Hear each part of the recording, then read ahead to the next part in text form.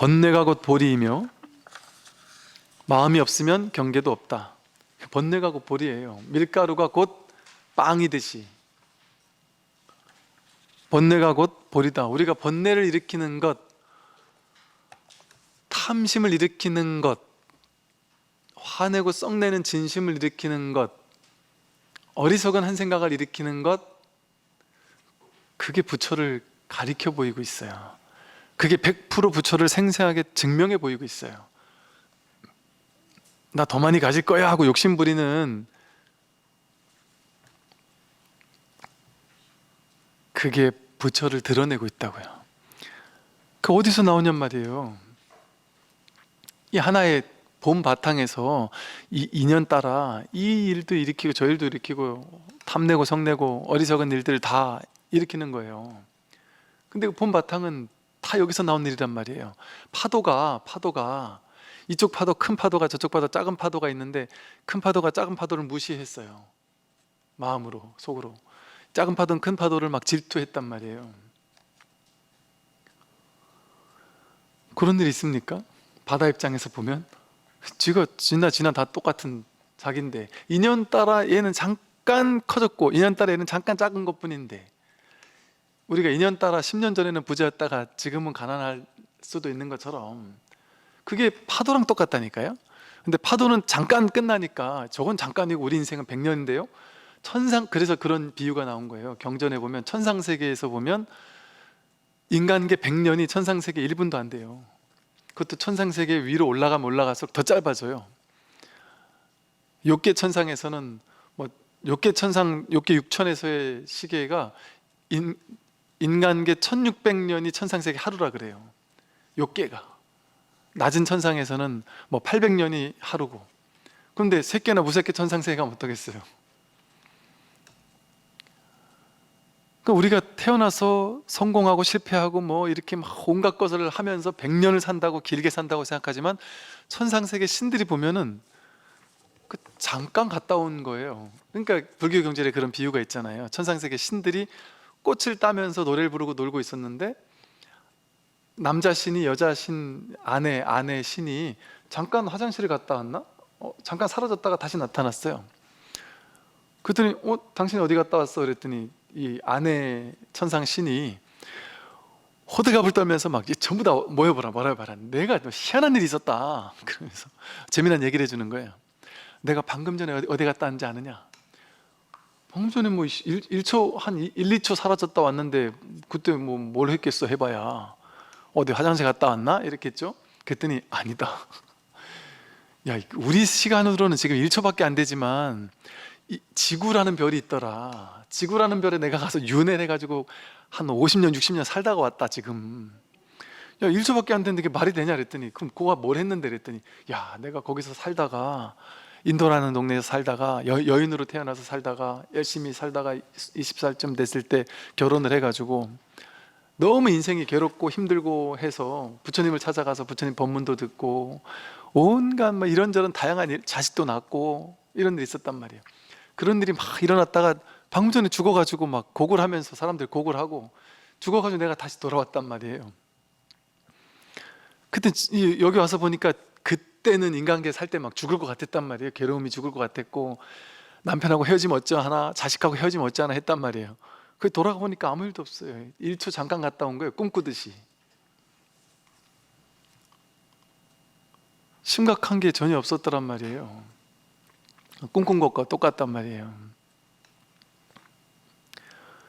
우리 인생도 마찬가지란 말이죠. 내가 과거에는 막 대단했는데 그게 그냥 파도랑 똑같단 말이에요. 파도가 잠깐 올라왔다 내려간 것과 똑같다. 그러니까 인연 따라 생겨나고 사라지는 것들은 인연 가합일 뿐이어서 고정된 실제가 아니다. 거짓이란 말이에요. 실제가 아니에요. 거기 울고 웃고 할 필요가 없단 말이죠. 괴로운 일이 생겨도 그게 바다의 일이잖아요. 번뇌가 일어나도 그게 바다의 일이란 말이에요. 모양에서는 번뇌겠지만 그 번뇌가 어디서 일어나겠어요? 여러분 생각, 번뇌, 망상이, 분별심이 어디서 일어나겠어요? 마음이 없으면 일어날 수 있겠습니까?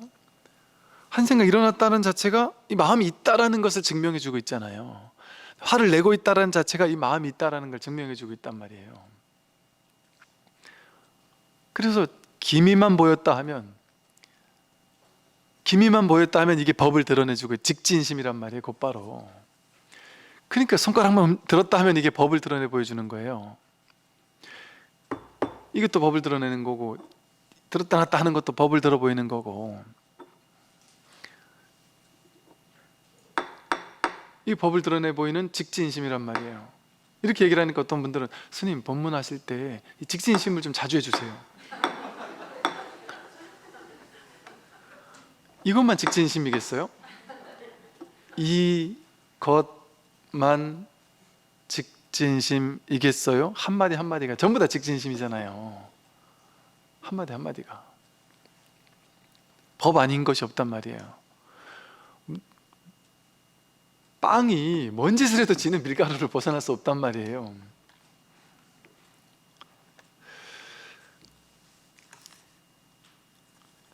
생사는 열반과 다르지 않고 탐냄과 성냄은 불꽃 같고 그림자 같다. 생사와 열반이 다르지 않아요. 생사가 파도예요. 파도가 생겨나고 사라지는, 인연 따라 생겨나고 사라지는 것. 근데 그 인연 따라 생겨나고 사라지는 파도가 그대로 바다잖아요. 그게 열반이에요. 그대로 열반이에요. 열반이라는 우리의 본래 마음 위에서 이 삼라만상이 전부 다 나왔어요. 걱정할 필요가 없습니다. 이 겉에 드러난 이 모든 것들은 그냥 밀가루일 뿐이어서 이건 본 밀가루는 죽을 수도 없고 살 수도 없어요. 밀가루로 만들어진 것들만 살고 죽는다라는 허상이 일어날 뿐이지, 우리는 우리의 본질은 살 수도 없고 늙을 수도 없고 병들 수도 없고 죽을 수도 없습니다. 절대 죽었다 깨어나도 죽을 수 없어요. 몸은 죽을 수 있지만, 몸이야 뭐 맨날 죽고 있는 거 아니에요? 머리카락 맨날 빠지고 있고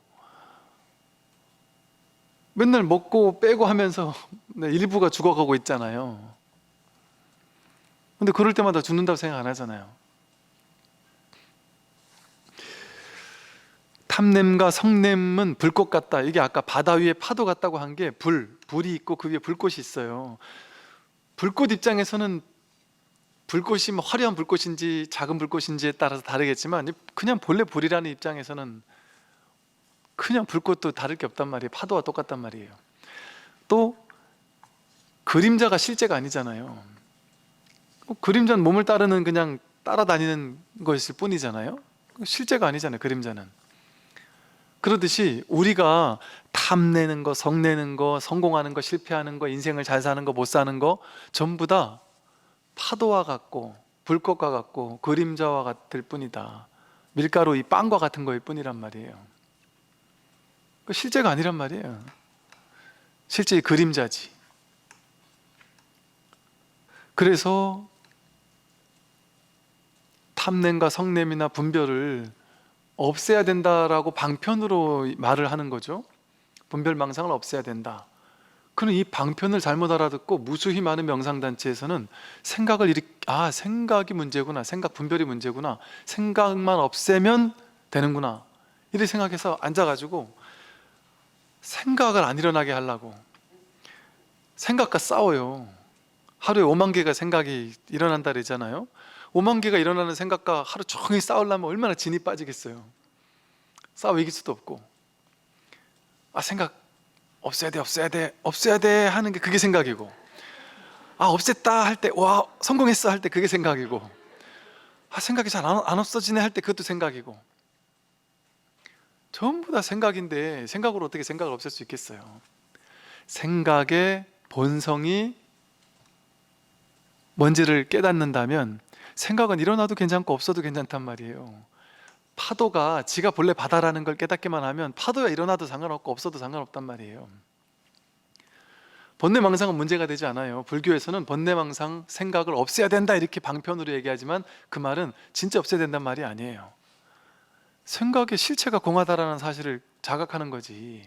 그러면 생각이 있어도 그만 없어도 그만 우리는 자유자재로 생각과 분별을 쓰며 살 수 있어요. 끌려다니지 않으면서 생각의 주인이 돼서 내가 필요할 때만 생각을 효율적으로 써먹을 수 있게 되죠. 막 끌려다니지 않는단 말이에요. 식겁하지 않는단 말이에요. 한 생각 일어나고 우리는 웃기지 않아요? 자기가 이렇게 한 생각에 자기가 막 시겁해요. 그러지 않나요?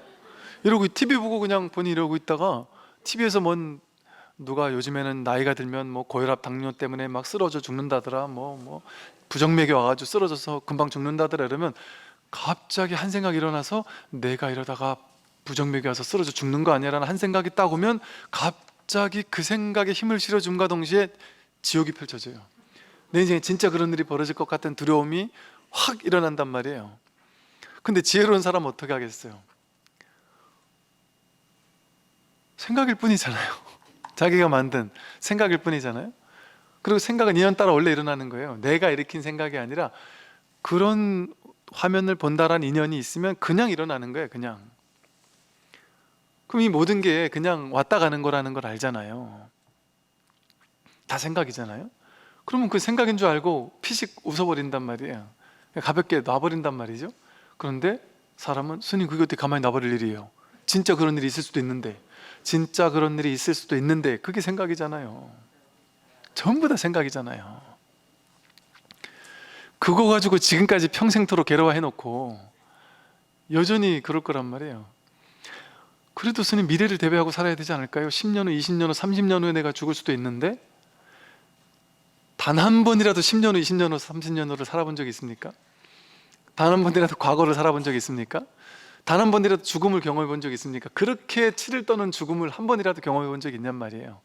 미래를 가본 적이 있냔 말이에요. 과거를 가본 적이 있냔 말이에요. 사실은 지금이에요. 이 지금이라는 건 분별로 해석된 지금이 아니고 분별하기 이전의 무분별지의 지금. 여기는 아무 일이 없다니까요. 늙음이 없어요. 죽음이 없습니다. 나다 남이다 하는 것도 없어요. 내가 남자다 여자다 하는 것도 없고요. 내가 사람이다 하는 게 없어요. 사람이다 하는 게 생각이에요.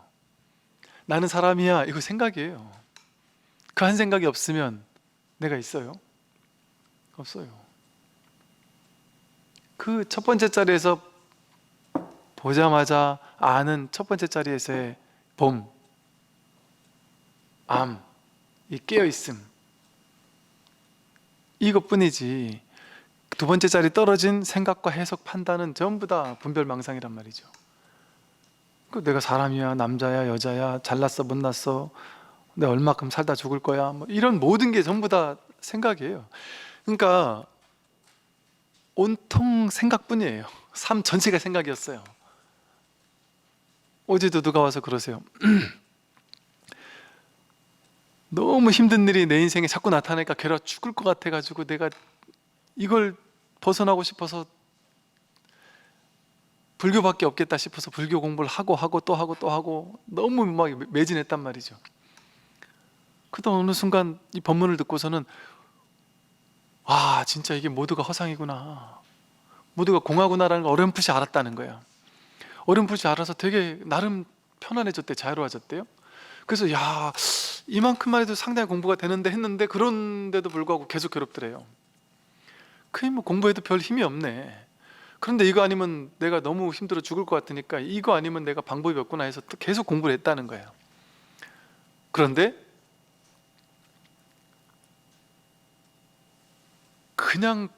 그냥 온 존재로서 그냥 완전하게 이게 체험이라고 하는구나 하는 경험이 일어났는데, 그러고 나서는 정말 삶 전체가 생각이었구나, 하나도 빠짐없이 삶 전체가 생각이고 분별이었구나, 그게 완전히 체험적으로 그냥 알아지더라. 전부 다 손가락 하나 드는 것조차, 눈을 깜빡이는 것조차, 보는 것 듣는 것 모든 것이 생각 아닌 게 없더라. 소름이 끼치도록 이렇게까지 내가 어리석게, 이렇게까지 완전히 생각 속에 사무쳐서 분별 속에 사무쳐서 살아왔구나. 어떻게 이럴 수가 있지? 어떻게 이렇게까지 무지몽매하게 살았을 수가 있을까? 기가 막힐 지경이라는 거죠. 그게 알아지는 순간이 온단 말이죠. 지혜로운 사람은 부처를 구하려는 마음도 없지만 어리석은 사람은 삿됨에 집착하고 발음에 집착한다. 지혜로운 사람은요, 진짜 이 부처를 깨달은 사람이라면 부처를 구하려는 마음도 없어요. 부처가 없어요. 거기는 아무것도 한 물건도 붙일 수가 없어요. 그건 중생에게만 부처가 있어요. 부처에겐 부처가 없어요. 그러니까 밀가루 입장에서는 그냥 오로지 그냥 온통 그것뿐인데 그거라고 할 만한 게 있어요? 없어요. 내가 중생이라는 분별을 일으켰을 때만 중생에게만 상대적으로, 어리석은 중생이니까 넌 어리석지 않을 수 있어, 어리석음이 사라지면 그걸 부처라고 이름 붙인 거예요. 그냥 그 부처가 없어요. 병든 사람에게는 약을 주면서 너 낫고 나면 병이 완전히 나은 이상적인 인간이 돼, 병 없는 사람이 돼. 그 병 없는 사람을 부처라고 이름 붙인 거예요. 그런데 병이 들어서 죽겠는 사람은 병 낫는 게 평생 소원일 거 아니에요. 병 좀 나았으면 좋겠다 이러고 살 거 아니에요. 근데 막상 병이 났어요. 이제 약 먹고 병이 났어요. 여러분 지금 병 없잖아요, 그죠? 그러면 매일매일 아침에 일어나서 오늘도 병이 없구나, 내일도 지금 병이 없구나, 병이 없으니까 너무 좋다 이러고 삽니까? 병 없다는 생각 자체가 없죠. 병 없는 사람은 병이 없다는 생각 자체가 없어요. 그냥 사는 거지. 건강하게 그냥 사는 거지. 내가 건강해라는 생각도 없어요. 그냥 사는 거죠. 아프지 않은 사람은 그냥 아프지 않다는 말도 붙일 필요가 없어요. 근데 그 평범한 아프지 않은 일상이 병자에게는 꿈에 그리던 이상적인 모습이란 말이에요. 내일 모레 죽을 만한 괴로움에 걸린 사람에게는 괴롭지 않은 인생이 너무나 꿈에 그리는 이상적인 모습이잖아요. 그 부처님은 병난 사람과 같단 말이에요. 그리고 팔만대장경은 전부 다 약과 같단 말이에요. 약. 불교의 모든 방편은 전부 다 약과 같다. 그러니까 이거 좋다고, 부처님 법문 좋다고, 이 약이 좋다고 평생 복용하면 되겠습니까? 아이, 병다 난 사람이 옛날에 나를 낫게 해준 약이라고 해서 그 약 계속 꾸역꾸역 먹으면 되겠냔 말이에요. 그 약 때문에 병나지 않겠어요? 건강한 사람이 약 먹으면 약 때문에 병날 거 아니에요. 그럼 불법은 낫고 나서 버려야 되는 거예요, 반드시. 그러니까 깨닫고 나면 하산해라 이러잖아요. 하산해서 또 다른 괴로운 사람을 도와줘라 그런단 말이죠. 그런데 이게 이제 기독교, 천주교와 불교가 다른 점이죠. 불교는 약이에요. 기독교에서는 이거는 일용할 양식이에요. 일용할 양식은 밥이잖아요. 밥은 안 먹으면 죽는 거예요.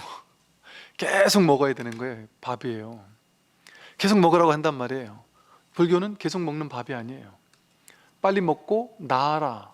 그럼 더 이상 약이 필요 없단 말이에요. 부처에게는 법문이 필요가 없어요. 부처에게는 부처도 필요가 없어요. 우리는 그렇게 달라고 이 공부하는 거지, 평생 부처에 종속돼 가지고 부처가 주는 거 받아먹지 않으면 못 살고, 부처가 주는 약을 받아먹지 않으면 나는 언제라도 죽을 수 있는 그런 나약한 존재가 되는 게 아니에요. 내가 건강한 본래 부처가 되는 거예요. 그 누구에게도 종속되지 않는 거예요. 내가 부처가 되고 난다면 부처에게도 종속되지 않는단 말이에요. 자기가 전부가 되는 건데, 내가 신이 되는 건데 뭐가 필요하겠어? 더 이상 필요한 게 없어요. 원망구족이기 때문에. 어리석은 사람은 사땜에 집착하고 반음에 집착한다. 부처는 부처에도 집착하지 않는데, 어리석은 사람은 삿된 거 다 없애야 된다고 집착하고, 옳은 거는 다 지켜야 된다고 집착하고, 옳은 건 취해야 되고, 그른 건 버려야 되고, 옳고 그름에 사로잡혀 가지고. 그러니까 이 세상에서 똑똑한 사람들 있잖아요. 옳고 그르고에 대한 분별력이 뚜렷한 사람들, 그런 사람들이 세상에선 제일 똑똑한 사람이잖아요. 나는 옳으니까, 옳다라는 근거를 명확히 댈 수 있으니까. 너무 똑똑해서 옳다는 근거를 명확히 댈 수 있어서 말로는 이길 수가 없는 거예요. 당할 수가 없는 거예요. 그런 사람하고는 아예 다투질 않아요. 말로 지니까, 아니면 말이 계속되니까. 그건 분별해서 얘기거든요. 그런데 옳고 그른 게 분명한 사람, 제일 어리석은 사람이에요. 실제로는 우리 모두가 옳고 그른 게 분명한 사람 앞에 가면 좀 불편해요. 저 사람이 옳고 그른 잣대가 너무 명확하니까, 저 사람이 보는 잣대가 어딘 줄 어떻게 알 수 있어요? 우리가 모르니까 나의 어떤 부분을 보고 나를 또 나쁜 놈이라고 몰아붙일까 걱정이 돼서 그 사람 앞에 가면 행동도 조심스러워요. 내 마음을 편하게 얘기를 못 하겠어요. 그런데 옳고 그름이 없진 않으나 옳고 그름에 그렇게 크게 막 사로잡히고 집착하지 않는 사람, 옳을 뭐 세상에 뭐 그렇게 옳을 게 있고 뭐 또 그렇게 그럴 게 있겠어. 잘못한 사람도 뭐 그렇게 나쁜 놈 죽으라고 나쁜 놈이 있겠어. 그렇게 과도한 극단에 치우치는 게 없단 말이에요, 이 지혜로운 사람은. 그러니까 그런 사람 앞에 가면은 그냥 편안한 거예요. 내가 뭔 일을 해도 저 사람은 다 받아들여 줄 것 같고 다 이해해 줄 것 같고 다 허용해 줄 것 같고. 그러니까 지혜로운 사람 앞에 가면 우리가 마음이 편한 거예요. 두려움이 없고 판단하지 않으니까, 아, 내가 판단받지 않겠구나, 저 사람은 나를 분별하지 않겠구나, 있는 그대로 나를 있는 그대로 받아주겠구나. 근데 너무 똑똑한 사람 앞에 가면 우린 두렵거든요. 그래서 똑똑한 사람이 어리석은 사람인 거예요. 분별력 있는 사람이 어리석은 사람인 거예요, 사실은. 쓸데없이 애쓰며 헛되이 일생을 보내지만 열의 묘한 정수리는 보지 못한다. 이렇게 똑똑한 걸 좋아하는 사람들은, 옳고 그른 걸 분명하게 세우길 좋아하는 사람은 자기가 똑똑한 줄 알고 더 똑똑해지기 위해서 엄청나게 애를 쓰며 살아요. 일생을 애쓰면서 보내지만 그게 헛되이 보내는 거예요. 열의 묘한 정수리는 결코 볼 수 없습니다. 옳은 거 그른 거, 옳은 걸 찾으려는 사람, 옳고 그른 것 중에 옳은 것을 선택하려는 사람.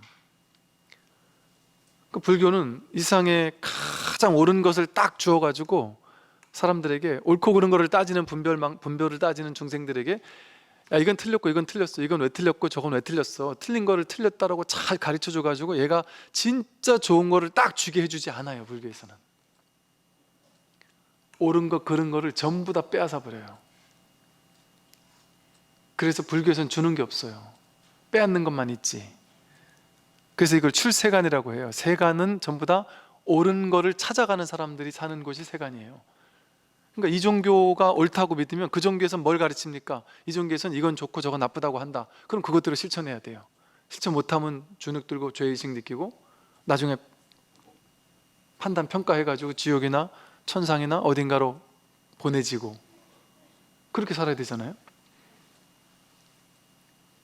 근데 불교에서는 반드시 이게 옳은 거니까 이걸 해야 돼 이렇게 하지 않아요. 그렇게 하는 건 방편이에요. 그러니까 불교에서의 계율만 특이해요. 다른 종교의 계율은 반드시 지켜야 되는 건데 불교의 계율은 지키십시오 이래 놓고서 잘 열고 닫을 줄 알아야 됩니다. 지킬 줄도 알아야 되는데 더 중요한 건 어길 줄도 알아야 됩니다. 이렇게 얘기를 한단 말이에요. 이게 뭔 교리예요 도대체? 이런 게 어디 있어요? 세상 전체에. 옳으면 옳은 걸 지키라 하든지 이거는 지키지 말라고 하든지 해야지. 불교에서만은 지키라고 해놓고 지킬 줄도 알아야 되는데 범할 줄도 알아야 된다. 선을 실천하라 라고 해놓고 본래 선도 꽉도 없다 이런단 말이에요. 이게 출세간의 법이라서 그래요. 그럼 불교는 교리가 없어요. 불교에는 사실은 내세우는 주의 주장이 없어요. 불교는 주의 주장이 있다면 그거는 수많은 주의 주장 가운데 하나를 선택하는 거잖아요. 그러니까 이게 교수님들이나 여러분들이 교수님들이 쓴 논문을 보니까 여전히 이걸 이해를 못하는 거예요. 어떤 내용들이 나오냐면 불교는 당신이 공부해 보니까 이거는 뭐 범죄 신론 같은 거래요. 왜? 불성이 다 있다고 하니까, 모든 그 곳곳에 있다고 하니까 이거 범죄 신론이네 이렇게 불교를 규정한단 말이에요. 유심론이야 이렇게 규정하거나, 불이법을 얘기하니까 이거 오로지 하나를 주장하는 거구나, 뭐 일심사상이라고 한다든지, 뭔가 수없이 많은 사상 가운데 불교는 어떤 사상인지를 딱 그 틀에 이렇게 딱 정하려고 해서 불교는 이러한 사상이라고 규정을 짓더란 말이죠. 그게 아니라고 얘기를 해도 불교 교리가 이런데 이걸 이렇다고 하는 거라고 이렇게 계속해서 그 어떤 틀의 형식의 불교가 뭔지를 가두려고 한단 말이에요. 근데 그렇게 가두려고 하니까 그게 아니라고 하거든요. 그거라고 했다가 그게 아니라고 하거든요. 모든 것을 다 무엇 하나 내세우고 쥐는 게 없단 말이에요. 그러니까 스승의 주먹에 빈 주먹이라고 그런단 말이에요. 몰래 숨겨놨다가 몰래 줄 법이 따로 없단 말이에요. 그 모든 걸 깨뜨릴 뿐이지, 파사, 삿된 걸 깨뜨리면 그냥 본래 바른 것이 드러날 뿐이거든요. 왜? 우리는 본래 부처기 때문에 본래 지혜로 와요. 우리는 지금 여기서 본래 지혜, 본래 구족된 무분별지를 다 쓰고 살고 있어요. 부처를 늘 100% 활용, 자제하게 활용하고 있어요. 그러니까 원망구족이라고 하잖아요. 불법승 삼보가 우리의 본연의 진실이에요. 이거 억지로 얻는 게 아니에요. 본래 내가 불법승 삼보구나라는 걸 그냥 깨닫는 거죠. 그냥 깨닫는 거고 알아채는 거지, 감 잡는 거지, 나에게 없는 지혜를 얻는 거 아니에요. 지혜는 완전히 구족돼 있어요. 그러니까 본래 불법승 삼보가 나에게 원래 구족돼 있, 자성삼보라 그러잖아요. 자기에게 부처가 있고 법이 있고 청정한 승가가 자기에게 있다니까요. 내 바깥에 있는 것이 아니다. 그러니까 우리가 부족하니까 깨달음을 얻어서 내가 완전해져야지, 이거는 어리석은 생각이에요. 전혀 그 불교 공부는 그렇게 하는 것이 아니다. 내가 지금은 분별이 주인인 줄 알고, 분별이 진짜인 줄 알고 분별을 믿으며 사니까 옳고 그름에 막 노예처럼 살아가는데, 분별이 허상이라는 사실을 탁 깨달음과 동시에 나는 본래 부처였구나, 한 번도 부처 아닌 적이 없구나, 얻어 가질 것이 없구나, 추구할 것이 없구나, 획득해야 될 것이 없구나, 본래 있던 거구나. 그러니까 이 깨달음을 그렇게 추구하던 사람들이 자기 본래 면목을 한번 확인하고 나면 허탈할 수밖에 없는 거예요. 본래 있던 거니까. 이거 어제도 있고 그저께도 있던 거고, 더 어이없는 거는 나는 깨닫고 딴 사람들은 못 깨달아야 되는데, 나만 깨달아가지고 내가 오늘 깨달아서 너무 환희심이 나는데 가만히 보니까 이거 뭐지? 나만 깨달아서 이게 나 혼자 써야 되는데 다 깨달아 있다는 게 환히 보인단 말이에요. 너무 명명백백하게 다 깨달아 있단 말이에요. 근데 그렇게 얘기해줘도 모르는 거지만, 그럼 부처님께서 깨닫고 보니까 이거 뭘 설법할 필요가 없어요. 다 깨달아 있는데 뭐하러 설법을 하나 싶단 말이에요. 본인이 혼자 그냥 망상 부리면서 애기들 그냥 떼쓰듯이 장난감, 이게 있어도 그만 없어도 그만이잖아요. 우리 어른들 입장에서는 그 장난감 뭐 중요하겠어요. 근데 그 갓난 애기 걔한테는, 이 5살짜리 애한테는 이게 실제란 말이에요. 우리 아파트 사는 거랑 똑같단 말이에요. 애한테는 실제로 중요하단 말이에요. 아무리 얘기해줘봐야 소용이 없어요. 그 아이에게는, 본인이 깨닫기 전에는.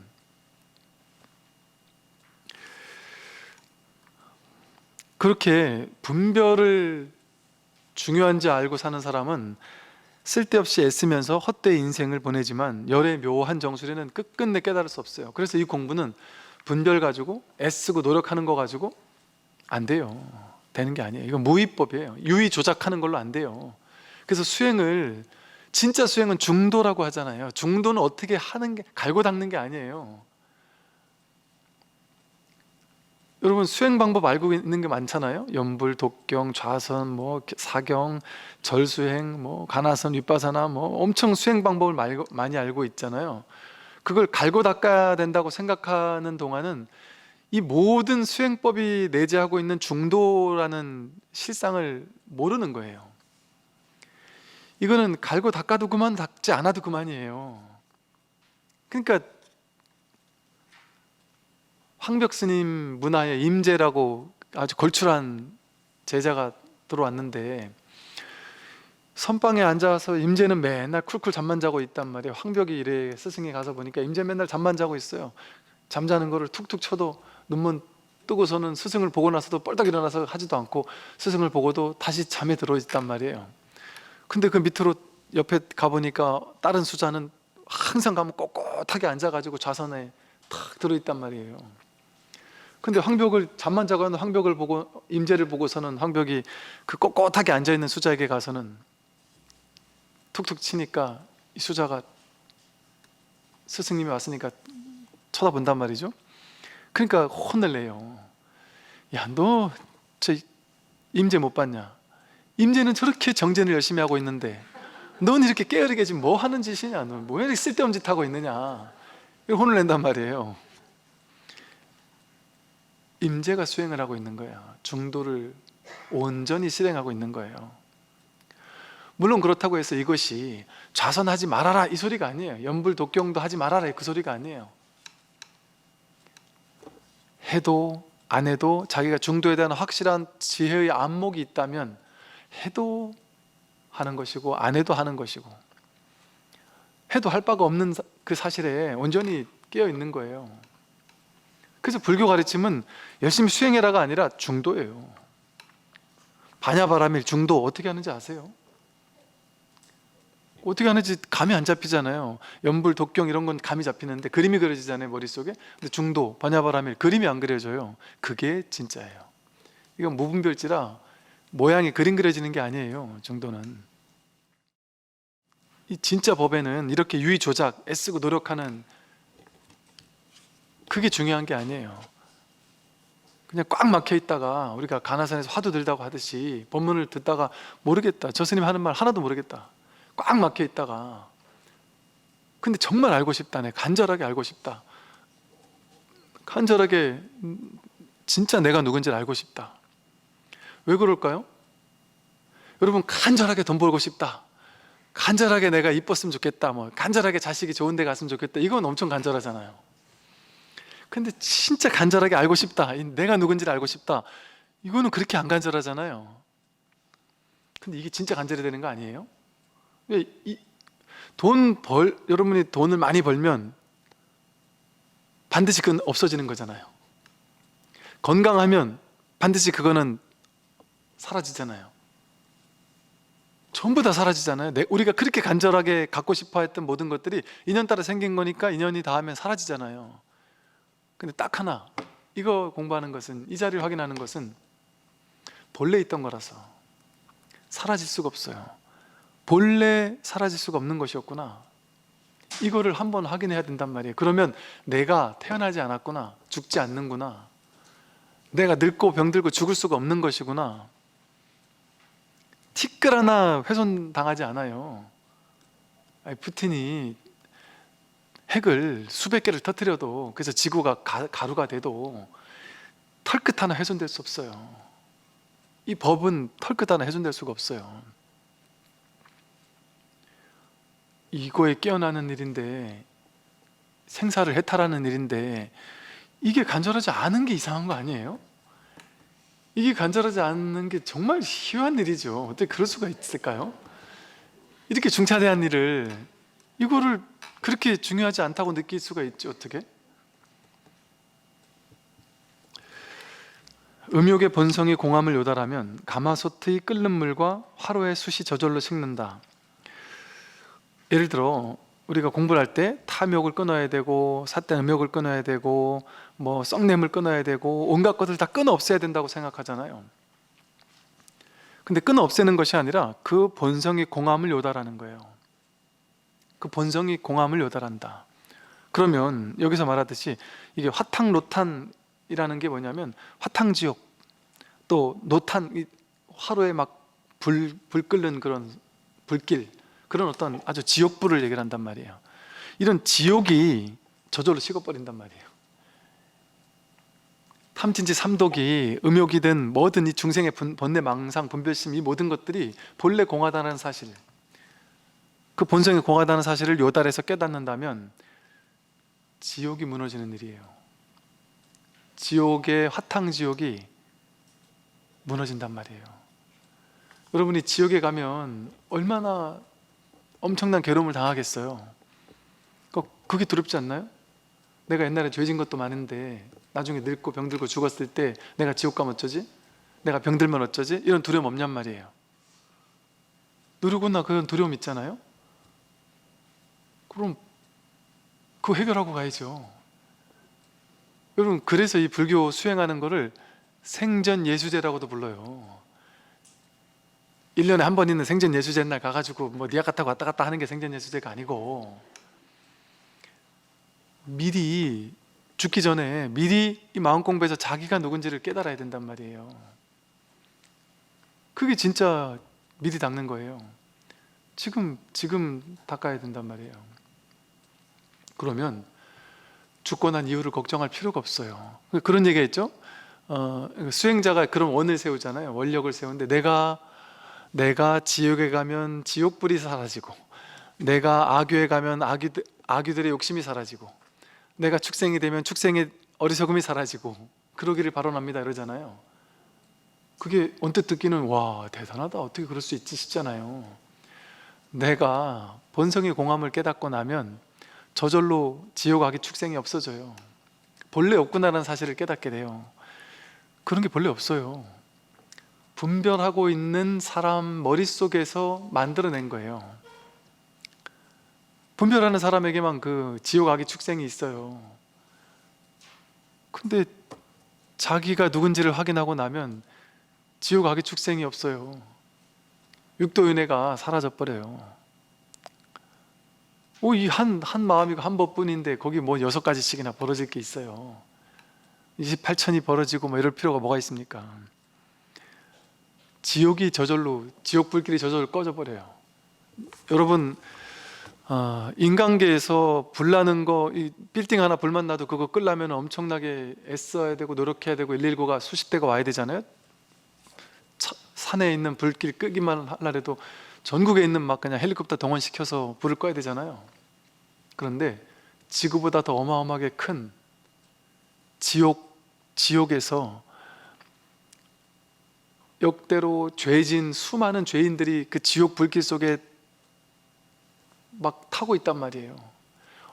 막 수미산을 넘는 어마어마한 규모의 대규모의 어마어마하게 큰 불길 속에서 수없이 많은 중생들이 타들어가고 있어요. 죽어가고 있어요. 그거를 살릴 수 있는 방법이 있단 말이죠. 그 일체 중생을 살릴 수 있단 말이죠. 그럼 지옥 가서 지옥에 있는 왕 찾아가가지고 딜을 해야 되겠죠? 내가 얼마 줄 테니까 이거 좀 해방시켜줘라 하든지, 재판을 해서 이기든지, 아니면 뭐 119를 동원시켜서 거기에 가가지고 불을 꺼버리든지. 얼마나 힘들겠어요 그렇게 하려면. 뭔 짓을 해도 쉽지 않는 일이잖아요. 근데 그 일을 내가 마음 하나 깨달으면 여기서 끝난단 말이에요. 그 일이. 지옥이 몰록 사라진다니까요. 지옥이 몰록 사라진다. 금강경에 막 어마어마한 비유가 있잖아요. 이 삼천대천세계 전체를 금은보와 칠보라는 가장 진귀한 보배로 땅에다가 다 깔아가지고 일체 중생에게 막 보시해서 주는 거예요.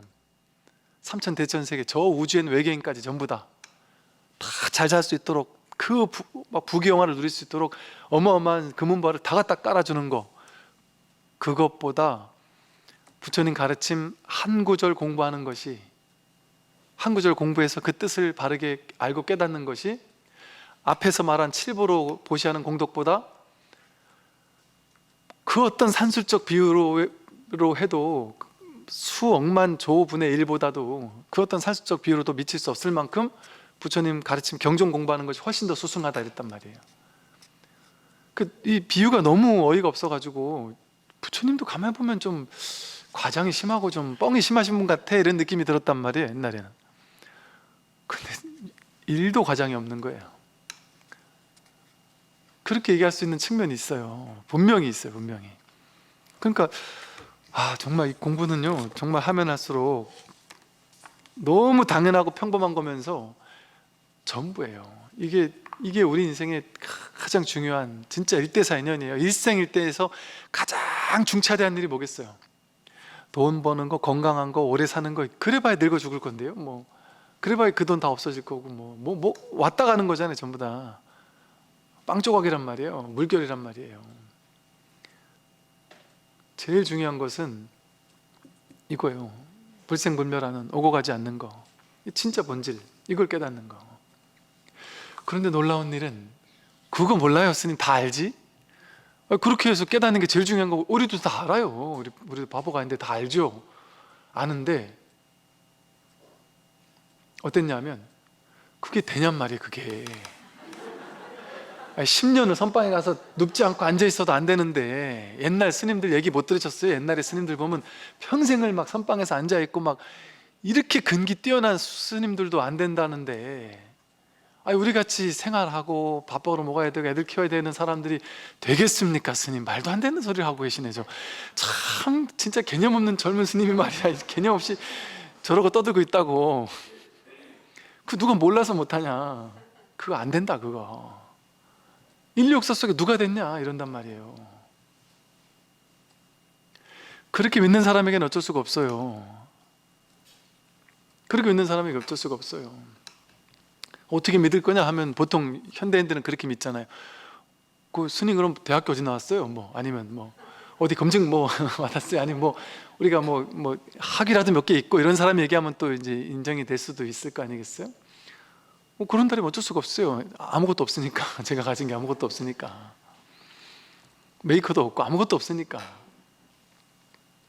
그런데 주변을 돌아보란 말이에요.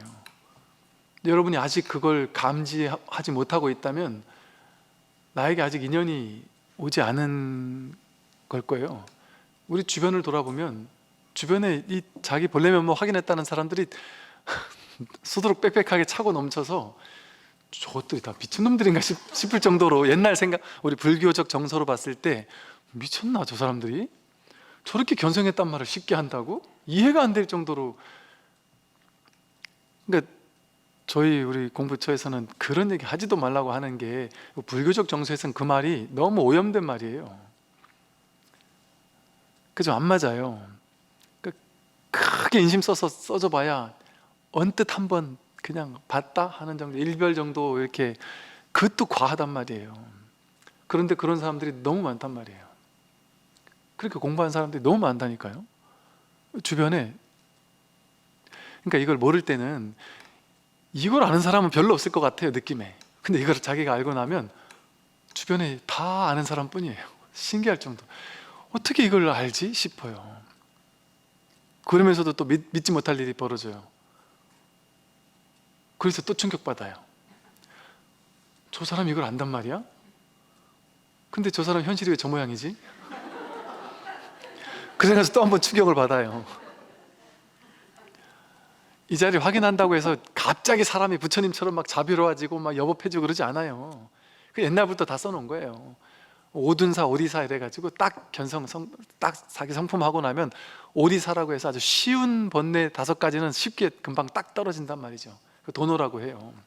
근데 오둔사라 해가지고 둔하게 떨어지는 탐진치 삼독도 오둔사 중에 3가지예요.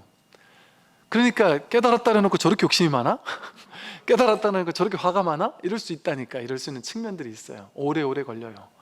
갱참 30년이래요. 그러니까 견성은 깨달음이 아니에요. 뭐 도인 흉내 내면 큰일 날 소리예요. 견성하고 나면 그때부터 공부 시작한다는 거예요. 얼마 전에 우리 종단의 유명한 스님께서 인터뷰를 하셨는데 들어보니까 그러시더라고요. 당신이 그 얘기를 하세요. 선오록을 보니까 선오록을 보면 딱 나와 있다고 하시면서 선오록에 뭐라고 나오느냐, 수행하는 거 아니다라고 나온다. 스승과 제자 간에 거량하다가 혹은 법문 듣다가 깨닫는 거고, 깨닫는 건 그렇게 깨닫는 거고, 깨달은 다음에, 견성한 다음에 그때부터 수행하는 거다. 아무것도 모르는 사람이 어떻게 수행할 수 있느냐, 수행 못한다, 수행하는 거 아니다, 이렇게 얘기를 하시더란 말이에요. 유명한 어른 스님께서. 그렇게 깨닫는 거예요. 정말로 수행은 그렇게 하는 게 수행이에요. 못 모르는 사람이 가만 앉아 있는 건 그건 버티는 거지. 수행이 제대로 된 수행이 되기가 쉽지가 않아요. 안목이 없이 수행하는 건 시간 낭비. 이렇게까지 얘기하면 또 너무 과하고 그것도 뭐 효과는 있지만 또 분명히 효과는 있어요. 확실히 그건. 뭐는 분별이 너무 많은 사람들에게는 기도하고 명상하고 수행하고 하는 것들이 분명히 도움돼요. 분명히 도움되는 건 확실해요. 그러나 이 깨달음과는 다른 문제다. 깨달음과는 다른 문제다. 깨달음은 언하대오예요. 옛날부터 선불교는 법문 듣다 깨어나는 거예요. 그러고 나서 언뜻 확인하는 거예요. 그냥 말 그대로 일별이에요. 그냥 별자가 언뜻 볼 별자예요. 그런데 이 일별 특별한 사람만 하냔 말이에요. 제가 나중에 얘기 들어보면은, 지금은 몰라요. 이제 나중에 자기 본성을 확인하고 나면 이거 너무 익숙한 건데 싶고, 옛날에 한 번씩 확인했던 건데 이런 사람들이 많아요. 어릴 때 한 번씩 이거 느낀다니까요. 감을 한 번씩 느끼는 사람들이 많아요. 많은 어떤 스님께서도 와서 당신은 뭔지 모르겠는데 뭔가가 나를 출가하게 만들었다고 해서 공부를 열심히 하시는데, 뭐 이것도 궁금하고 저것도 궁금하고 한참 얘기를 하다가 나중에 가서 하시는 말씀이, 어릴 때 친구들과 친척들 모여가지고 막 놀다가 다락방에 이렇게 앉아있다가 문득 뭔가 놀라운 체험을 한 거예요. 이 자리를 한번 다 확인한 거예요. 근데 그게 뭔지를 모르겠는 거예요. 이렇게 어릴 때 문득문득 이자를 확인했다는 사람들이 만나보면 되게 많아요. 의외로 너무 많습니다. 그러면 그 사람들에게 문득 확인했잖아요. 그럼 그 문득 확인했는데 그 사람 삶이 바뀌었을까요? 삶이 안 바뀌었어요. 이자를 문득 확인한다고 해서 인생이 확 뒤바뀌는 게 아니에요. 확인해도 안목이 길러져야 돼요. 자기가 확인했지만 그게 뭔지 모르고 지나가 버리면 힘이 없다니까요. 그래서 선지식이 필요하고 법문 듣는 게 필요하고 꾸준히 경전과 어록에 의지해서 꾸준히 공부하고 스승에게 의지하면서 안목을 키워야 되는 그 공부가 중요한, 그걸 수행이라고 해요. 그러고 나야 비로소 이게 진짜 힘이 돼버려요. 안 그러면 힘이 안 된다니까요. 이걸 알아도 힘이 안 돼요. 한 30년 공부했던 불자가 계시는데 그분이 정말 이 공을 알고 싶어서 막 간절하게 몇 년을 공부했는데도 모르겠어 죽겠는 거예요.